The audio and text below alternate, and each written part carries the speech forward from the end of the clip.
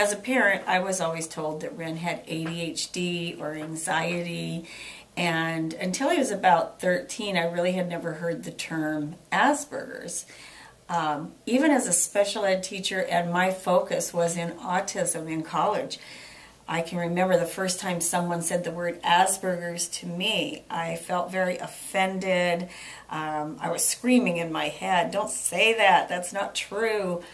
And yet somewhere in my heart, I sort of knew that it was true. So I totally understand where parents are coming from when they hear from me or from the psychologist or the doctor that this is a possibility, that their child may be on the spectrum, because I was that parent at one time. It was very, very hard to accept, and there's a grieving period that goes with that. The sadness, the isolation, very emotional for parents. I have had several parents. One, I was tutoring her son, and it was very obvious to me that he was on the spectrum.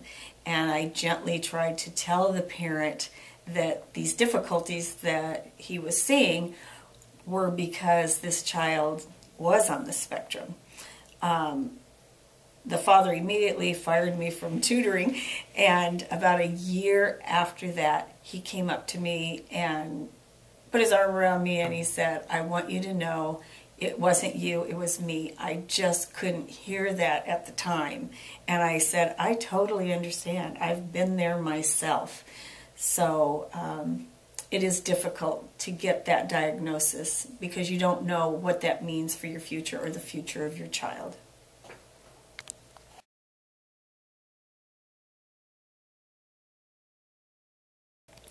Ren wasn't actually diagnosed with Asperger's until he was 18, although along the way I could see elements of that personality. You know, he used to put things in order instead of just throwing his crayons in a box. He would line them up from light yellow to dark yellow to yellow orange. He would sort his Halloween candy. Instead of eating it, he would put all the Tootsie Rolls together and put all the lollipops together. I mean, he had all of these different particular, personality traits, I guess. Also, it was very hard for Ren to make friends at times, and I, did a lot, put him in play groups and sports and things. But the way I finally realized that he was Asperger's was I had a student that was Asperger's, and the mother brought me a book to read so I could understand her son. And as I'm reading it, I'm thinking, this is vaguely familiar. And so I realized at that point that Ren had Asperger's, and I wish I had known that all along. I think it would have helped me to understand him more. But I was grateful that at that point in our life that I did understand what it was we were dealing with. And at that point, I began to read everything I could on Asperger's just to inform myself. And I changed a lot of the ways in which I dealt with Ren. So having those kinds of students, helped me in raising Ren and knowing what to do.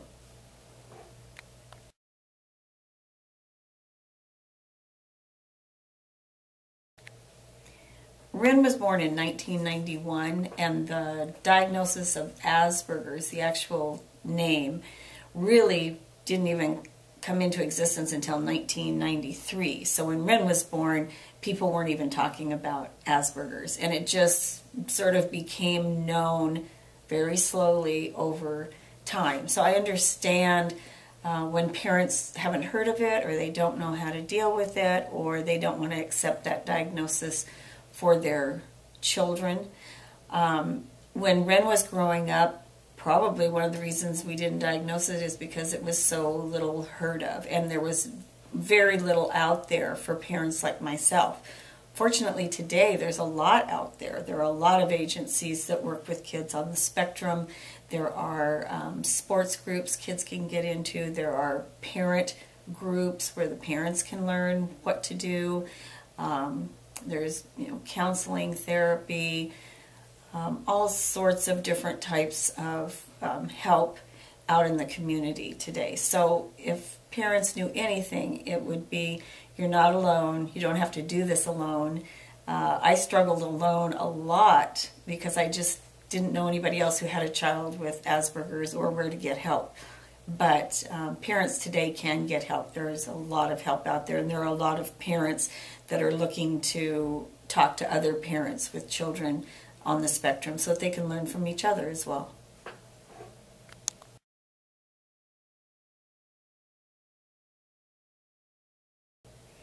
When I was in college studying special ed, autism was thought to be the fault of distant and cold parents because the children didn't look their parents in the eye or cuddle or hug them. They believed at the time that it was the parents' fault for being so distant.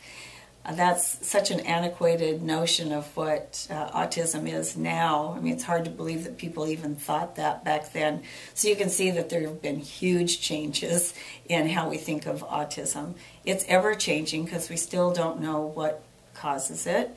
But we've learned different things about people with autism. We've studied their brains, we've studied their habits, and the community as a whole knows a lot more, especially about autistic children.